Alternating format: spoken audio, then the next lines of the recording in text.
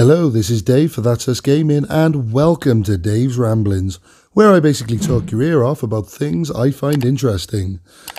Now, let's talk a bit about Final Fantasy VIII, a game that, when it first released, I absolutely hated.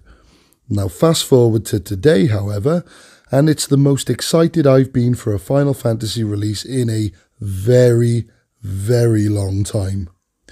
I'll give you a bit of background on it. Back in 1999, Final Fantasy VIII was big news, and I mean severely big. Coming hot off the heels of 7, and I loved 7, and when I saw that those sort of Duplo-looking characters, with barely any features, like blocky hair, blocky arms, etc., when I saw that they'd been replaced by normal looking characters, they actually resembled humans and they looked very detailed, or as detailed as 1999 would allow. I couldn't wait. I would look at all the magazines. There was constant screenshots. I was itching for this game. And then when we got the game itself, it just wasn't what I wanted.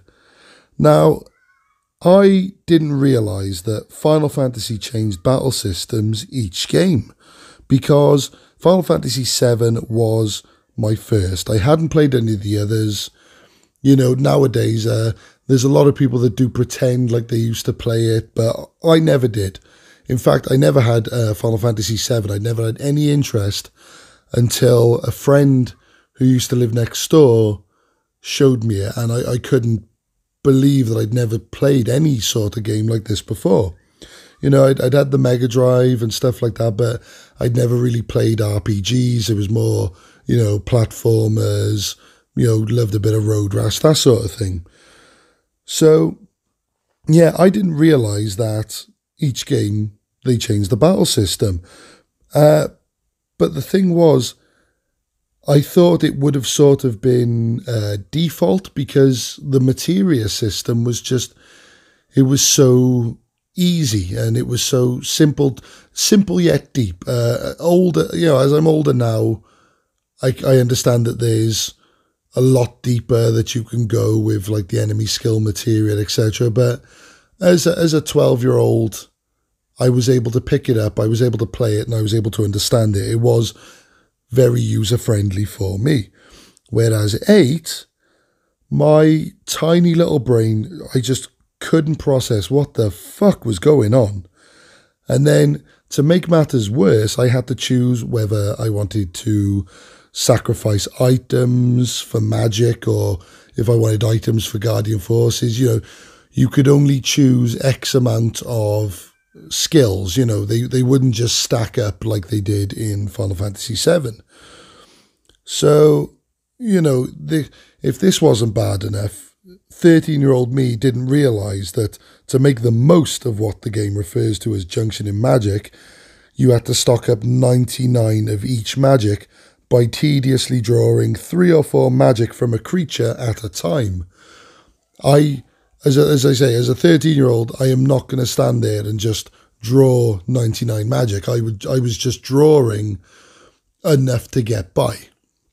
So I was severely underpowered for most of the game.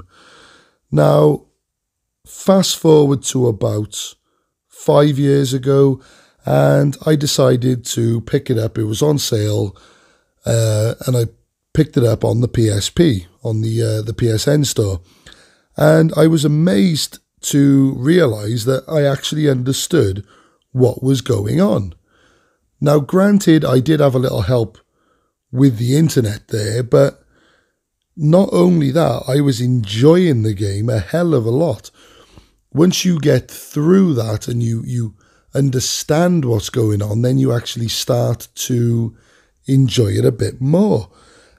Obviously, drawing magic is still tedious, and swapping junctions between characters gets annoying, but it didn't ruin my enjoyment. Once I'd had 99 of, X magic, then the game became a lot easier, a lot more accessible. In fact, I think what they probably would have been better doing is sort of what they did on the Steam version, where there was, just a magic boost, where they would give you like 99 of a couple of low-level spells, just so you didn't have to worry too much as you were playing. But let's skip now from 5 years ago to now at E3 2019. I looked at Final Fantasy VIII Remastered on that screen and I nearly died. I did not realise just how much I needed that game until I saw it in action. And you know what? I stand by my guns. The Final Fantasy VII should have had the same treatment, but on a grander scale. Final Fantasy VIII is still fundamentally the same 20-year-old game, but with an extra lick of paint, shall we say.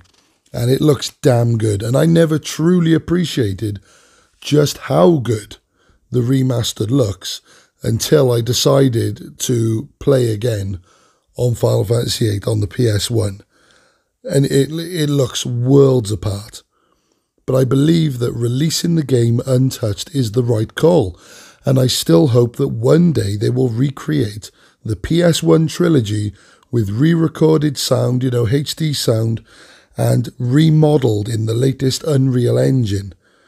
But just keep that core gameplay intact, the gameplay that made us fans in the first place.